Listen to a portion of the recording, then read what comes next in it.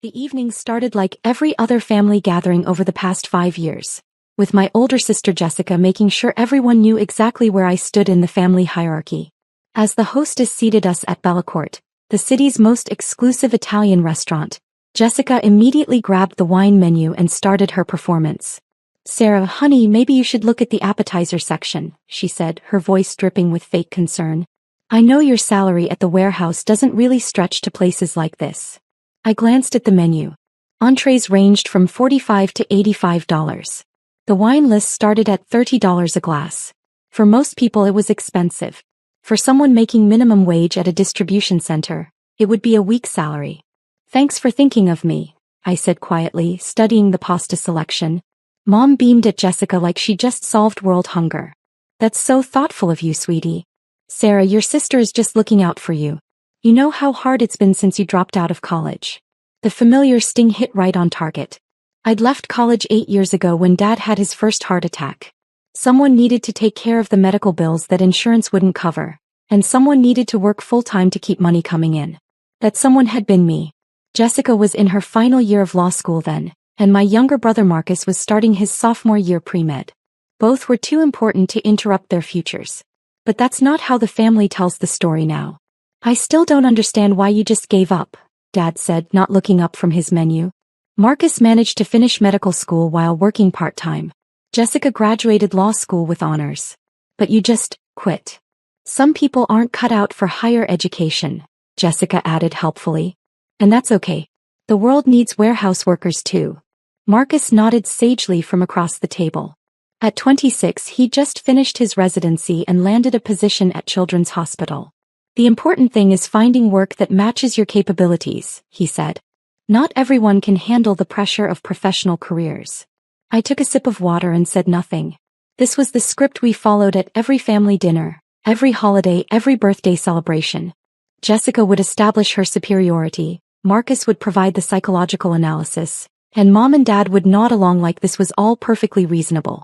My role was to sit quietly and accept their assessment of my life. "Remember when you used to talk about being a chef?" Mom asked, her tone suggesting she was reminiscing about a child's fantasy of becoming a dinosaur. "You were always in the kitchen trying to recreate dishes from restaurants. I should have known then that your ambitions were more practical."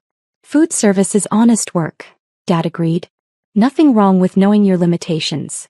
The server approached our table, a young woman with perfect posture and an expensive-looking uniform. "Good evening, everyone. Welcome to Bellacourt. Can I start you with some wine recommendations?" Jessica immediately took charge as she always did. "We'll need something impressive. This is a celebration, our mother's 60th birthday. What do you have that's really special?"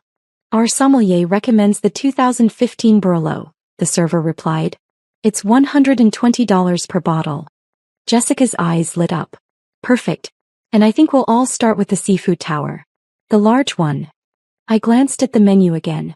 The large seafood tower was $180. With the wine, appetizers, and entrees, this dinner would easily cost over $600. Jessica was making a point as usual. She could afford to treat the family to expensive dinners. I could not. "Actually," Dad interjected, "maybe Sarah would prefer something more in her range. The chicken parmesan is only $38. "Dad, it's fine," I said. "I can afford dinner." "Sweetie, we know you're proud," Mom said, reaching over to pat my hand. "But there's no shame in being practical. Your sister can handle the expensive dishes. You should order what makes sense for your budget." The familiar heat rose in my chest. Not anger exactly, but something deeper. The careful patience I'd been building for 8 years. I'd learned long ago that arguing only made things worse. When I tried to explain the real reason I'd left college, they'd accused me of making excuses. When I'd mentioned the 60-hour weeks I'd worked to cover Dad's medical bills, they'd said I was being dramatic. When I'd pointed out that I'd taken over the mortgage payments for 6 months after Dad's surgery, Jessica had said I was keeping score and being petty. So I'd stopped explaining. I'd stopped defending myself. I'd learned to sit quietly while they rewrote history and accept their version of events. It was easier than fighting a battle I could never win. "The chicken parmesan sounds perfect," I said with a smile. Jessica looked satisfied. "Great choice. Very sensible." The server took our orders and disappeared. The conversation moved on to Marcus's new position at the hospital, Jessica's latest case at her law firm, and Mom's garden club. I listened and nodded at appropriate intervals, playing my assigned role as the family's cautionary tale. "Oh, I forgot to mention," Jessica said as we waited for our appetizers. "David and I are looking at houses in Riverside Estates. We found this amazing colonial with 6 bedrooms and a 3-car garage." Riverside Estates was the most exclusive neighborhood in the city. Houses there started at $800,000 and went up to several million. "That's wonderful, honey," Mom gushed. "You two have worked so hard. You deserve every bit of success. The down payment alone is more than most people make in 5 years," Jessica continued, clearly enjoying herself. "But David's promotion to partner came with a substantial bonus, and my caseload has been incredibly lucrative." She glanced at me to make sure I was properly impressed by her success. "Of course, we'll need to furnish it appropriately. We're thinking of hiring an interior designer. Someone who understands quality." "Money well spent," Dad agreed. "First impressions matter in your line of work. Clients need to see that you're successful." "Exactly," Jessica said. "Image is everything in professional careers. People judge you by your surroundings, your clothes, where you eat dinner." She gestured around the elegant restaurant. "Places like this send a message about who you are." The message was clear. She belonged in places like Bellacourt.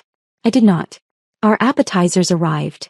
The massive seafood tower Jessica had ordered, along with several smaller plates. Everything looked exquisite and expensive. Jessica made a show of photographing the food for her social media, angling her phone to capture the restaurant's elegant interior.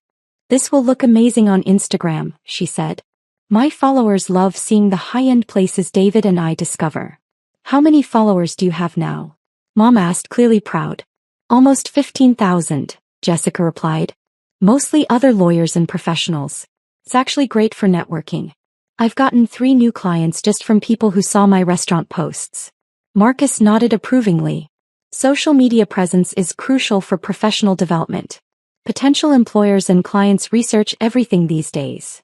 "Exactly why I'm careful about what I post," Jessica said, taking another photo. "You have to curate an image that reflects your status and aspirations. People need to see that you operate at a certain level."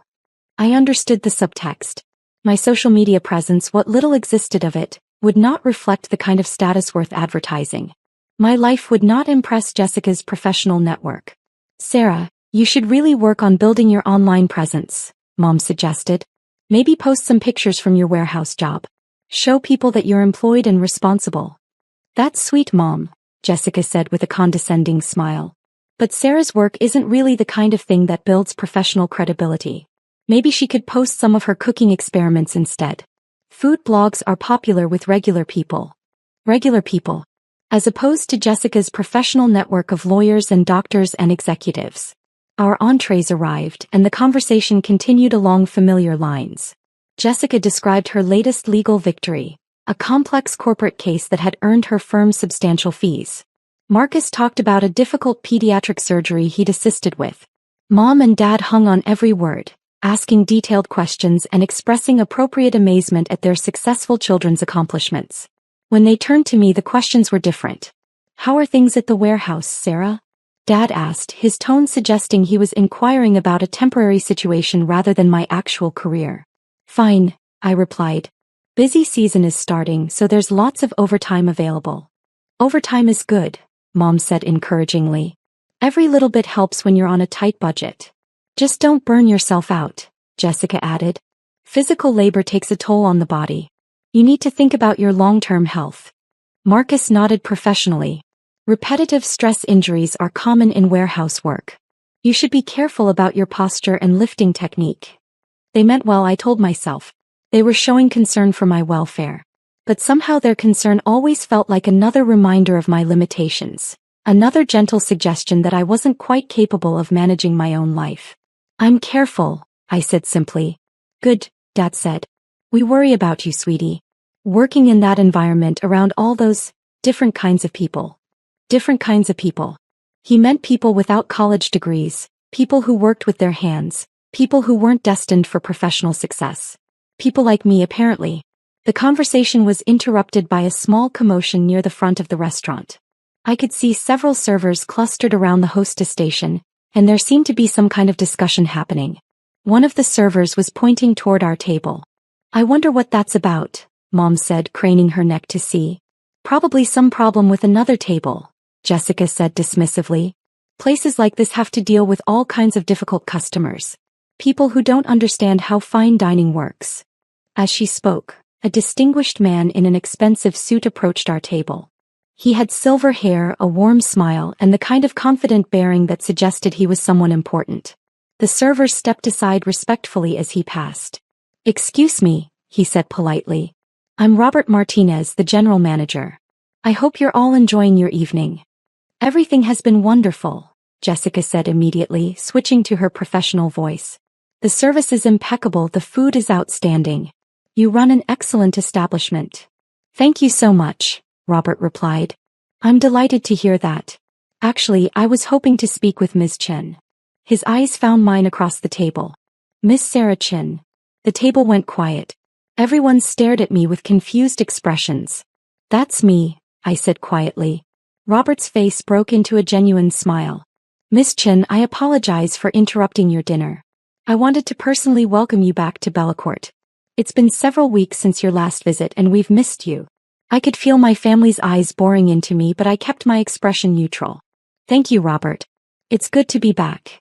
Your usual private dining room is prepared if you'd prefer more privacy for your celebration," he continued. "I know you typically prefer the quieter atmosphere for family gatherings." Jessica's mouth was slightly open. Dad was staring at Robert like he was speaking a foreign language. Mom looked completely bewildered. "Actually, we're fine here tonight," I replied calmly. "But thank you for the offer." "Of course," Robert said with a slight bow. "Please let me know if there's anything at all I can do to make your evening more enjoyable. The chef has prepared a special dessert selection in honor of your mother's birthday, if you'd like to see it later." "That's very thoughtful," I said. "We'll definitely take a look." "Wonderful. Enjoy the rest of your dinner." Robert nodded politely to the table and walked away. The silence that followed was deafening. "What?" Dad started then stopped. "How does he?" Mom began then trailed off. Jessica was the first to find her voice. "Sarah, how does the manager of Bellecourt know you? Have you been here before?" I took a sip of my wine and considered my answer carefully. "A few times." "A few times," Marcus repeated. "Sarah, this place costs more than your weekly salary. How could you afford to eat here a few times?" "And he said your usual private dining room," Jessica added, her voice rising slightly. "Sarah, private dining rooms here cost thousands of dollars. They're for corporate events and special occasions. How would you even know they exist?" I could see the wheels turning in their heads, trying to reconcile what they'd just witnessed with everything they believed about my life. It didn't compute. In their minds, I was Sarah the warehouse worker, Sarah the college dropout, Sarah who couldn't afford a nice dinner. I wasn't Sarah who had usual private dining rooms at exclusive restaurants. "I don't understand," Mom said slowly. "Sweetie, have you been spending money you don't have? Are you in debt?" The familiar protective instinct kicked in. For 8 years I'd let them believe what they wanted to believe about my life. It had been easier than explaining, easier than dealing with their questions and skepticism. But sitting there watching them struggle to process the simple fact that the restaurant manager knew my name, I realized how deeply their assumptions had taken root. "I'm not in debt, Mom," I said quietly. "Then how?" Jessica began. "Excuse me." Another voice interrupted our conversation. This time it was our original server, looking slightly nervous. "I'm sorry to bother you again, but there's been a small issue with your bill." Jessica immediately tensed. "What kind of issue?" "Well," the server said, glancing at me uncertainly, "our system is showing that Ms. Chen's employee discount should have been applied automatically, but there seems to be a technical problem. Would you prefer to have it adjusted now, or should we handle it after dinner?" The words hung in the air like a bomb about to explode. "Employee discount?" Dad said faintly. The server looked confused by the family's reaction. "Sir. Ms. Chen's ownership group employee benefits. We typically comp the entire meal for family celebrations, but the system isn't recognizing her tonight for some reason." Jessica's face had gone completely white. "Ownership group? I can handle it later," I told the server quickly.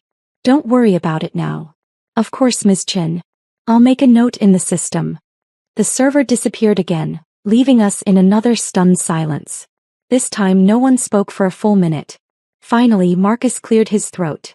"Sarah," he said carefully, "what exactly do you do for work?" I looked around the table at my family's shocked faces. Mom was clutching her napkin like a lifeline. Dad was staring at me like I'd suddenly sprouted wings. Jessica looked like someone had just told her the world was flat. "I work at a warehouse," I said simply. "But the employee discount," Mom whispered. "The ownership group." "I work at the warehouse that supplies Bellecourt," I explained calmly. "Along with 12 other restaurants in the city." That was technically true. I did work at the warehouse. I just hadn't mentioned that I owned it. "You're a distributor?" Dad asked, hope creeping into his voice. Maybe his daughter wasn't a complete failure after all. Maybe she'd just been modest about her job title. "Something like that," I replied. Before anyone could ask more questions, Robert appeared at our table again, this time looking slightly apologetic. "Miss Chen, I'm terribly sorry to interrupt again, but we have a situation that requires your attention. The kitchen manager from Bistro Laurent just called. They're completely out of the organic microgreens for tomorrow's dinner service, and they're hoping you can arrange an emergency delivery tonight." He paused, noticing the family's expressions. "I told them you were celebrating your mother's birthday and shouldn't be disturbed, but they said it was urgent. Apparently they have a food critic coming tomorrow, and the dish isn't possible without your greens." I sighed softly. "Tell them I'll have a delivery driver there by 10 tonight. They can pick up what they need from the climate-controlled storage at the main facility." "You're a lifesaver," Robert said gratefully. "I'll let them know immediately." He disappeared once more. The silence this time was different. Heavier. I could practically hear my family's minds working, trying to piece together a puzzle that didn't match the picture they'd been looking at for 8 years. "Sarah," Jessica said slowly, "what exactly is your job title?" I met her eyes across the table. "I'm the owner and operator of Chin Premium Foods. We're the exclusive supplier of organic produce and specialty ingredients to 43 restaurants in the metropolitan area." The words seemed to hit them like physical blows. "Owner," Mom whispered. 43 restaurants? Dad said faintly. Marcus was staring at me like I'd just performed magic. "Sarah, how is that possible? When did you start a company? How did you afford to start a company?" The questions I'd been avoiding for 8 years were finally being asked. I took another sip of wine and decided it was time for the truth. "I started the company 6 years ago," I said calmly. "With the money I saved working warehouse jobs and the small business loan I qualified for based on my produce distribution experience." "But you dropped out of college," Jessica said, her voice sounding strange and distant. "I left college to work full-time when Dad had his heart attack," I corrected gently. "Someone needed to cover the medical bills and keep money coming in. I took a job at a produce distribution center." "We know that part," Dad said impatiently. "But then what happened?" "I learned the business," I replied. "I worked every position in that warehouse for 2 years. Loading trucks, managing inventory, handling customer accounts, coordinating with suppliers. I learned how restaurants operate, what they need when they need it." I paused, remembering those exhausting early days. I noticed that the high-end restaurants were struggling to find reliable sources for organic and specialty ingredients. The big distributors focused on volume, not quality. Small restaurants couldn't get consistent access to the products they needed. Mom was listening with her mouth slightly open. "So you started your own company?" "I started small," I said. 1 restaurant, 1 delivery truck, 3 types of organic herbs that I grew myself in a rented greenhouse space. The restaurant loved the quality and reliability. They referred me to another restaurant. Then another. Jessica shook her head slowly. "But Sarah, starting a business requires capital. Equipment. Facilities. How did you afford all that on a warehouse salary?" "I lived extremely simply for 4 years," I said. "I rented a studio apartment for $300 a month. I drove a 15-year-old car. I ate rice and beans for dinner most nights. Every penny I didn't spend on absolute necessities went into the business." The truth was more complicated than that, but it was easier than explaining the careful calculations I'd made, the risks I'd taken, the 18-hour days I'd worked to build something from nothing. "Every family gathering, you let us think you were struggling," Marcus said, his voice tinged with something that might have been accusation. "I wasn't struggling," I replied. "I was building something. There's a difference." "But why didn't you tell us?" Mom asked, tears forming in her eyes. Sweetie, we've been so worried about you. We thought you were barely getting by. I looked at her kind, confused face and felt the familiar ache in my chest. Because every time I tried to explain what I was doing, you told me I was making excuses. When I mentioned working 60-hour weeks, you said I was being dramatic. When I talked about my business plans, you said I was being unrealistic. The table was quiet again. I could see them thinking back, remembering conversations they'd forgotten or dismissed. You said you were going to start a catering business, Dad said slowly. 3 years ago at Christmas. You mentioned having some restaurant clients. 15 restaurant clients, I corrected.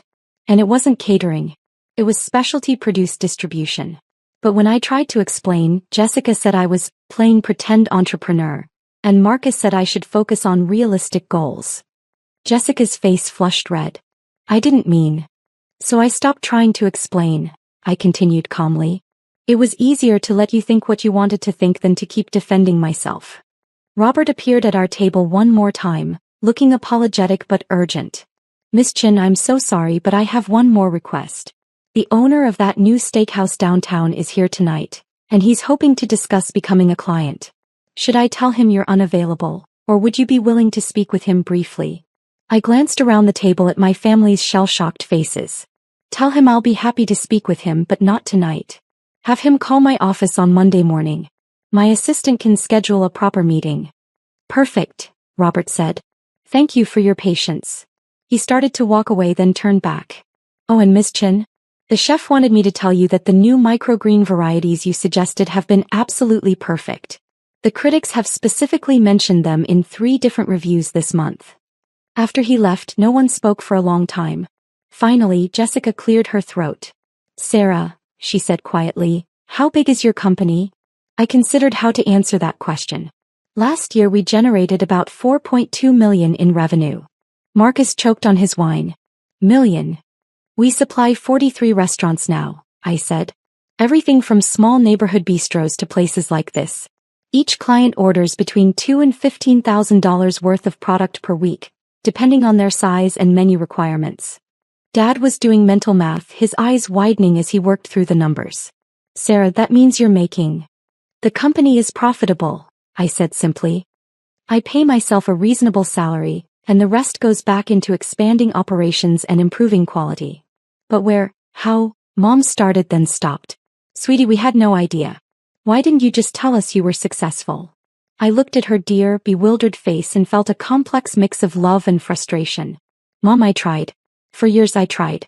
But every time I mentioned my work, you changed the subject or offered advice on finding a real job.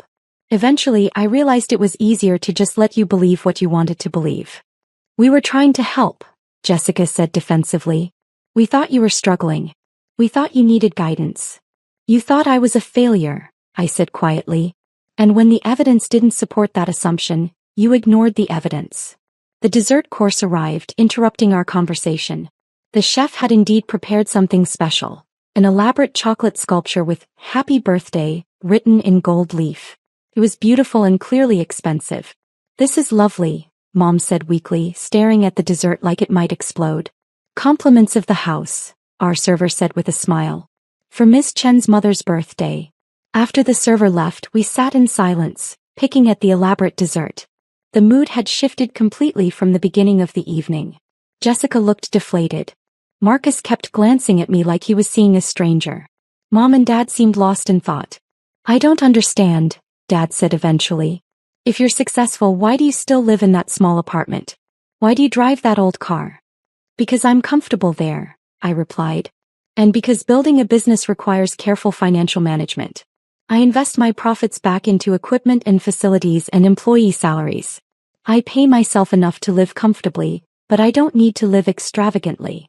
But you could afford to, Jessica said. You could afford a nice house, a new car, expensive clothes. I could, I agreed. But I don't want those things right now. Maybe someday. For now, I'm focused on building something sustainable. Marcus shook his head slowly. All this time we thought you needed our help. We thought you were the one family member who wasn't successful. I never needed your help, I said gently. I needed your respect. I needed you to listen when I tried to tell you about my life instead of assuming you knew better. The drive home was quiet. Mom had insisted on taking a dozen photos of the dessert and the restaurant interior, suddenly proud to be associated with a place where her daughter was treated like royalty. Dad kept asking questions about the business, how many employees I had, what my profit margins were, whether I was planning to expand. Jessica was the quietest of all. As we stood outside the restaurant waiting for the valet to bring our cars, she finally spoke. "Sarah, I owe you an apology," she said quietly. "We all do. I've been condescending. I thought I was helping, but I was just being cruel." "You weren't trying to be cruel," I replied. "You genuinely believed I needed guidance." "But I should have listened," she said. "I should have paid attention to what you were actually saying instead of making assumptions." Marcus nodded. "We all should have. Sarah, your business is incredible. What you've built is really impressive." "Thank you," I said simply. Mom hugged me tightly as we said goodbye. "I'm so proud of you, sweetie," she whispered. "I always was, but now I understand what I was proud of." As I drove home in my reliable 15-year-old Honda, I reflected on the evening. Part of me felt vindicated. Finally, my family understood that I wasn't the failure they'd imagined. But mostly I felt sad. Sad that it had taken so long, sad that they'd missed so much of my actual life, sad that their assumptions had been so deeply rooted that it took a restaurant manager and a dessert with gold leaf to make them reconsider. But maybe it was a beginning. Maybe now we could have conversations about my actual life instead of the version they'd created in their minds. Maybe they'd start asking questions instead of making assumptions. Or maybe nothing would change and next week they'd go back to treating me like the family disappointment who just happened to own a successful business. Either way, I'd be fine. I'd been building my life quietly and successfully for years without their understanding or approval. Their recognition was nice, but it wasn't necessary. I had work to do in the morning. 3 new restaurant clients to visit, a shipment of exotic mushrooms to coordinate, and a greenhouse expansion to plan. My real life was waiting whether my family understood it or not. The Chin Premium Foods delivery truck would be making its rounds at dawn, bringing fresh, quality ingredients to restaurants across the city. Including, as always, the very best organic microgreens to Bellacourt, where the staff would greet my driver by name and ask about my mother's birthday celebration. Because some things didn't need to change even when everything else did.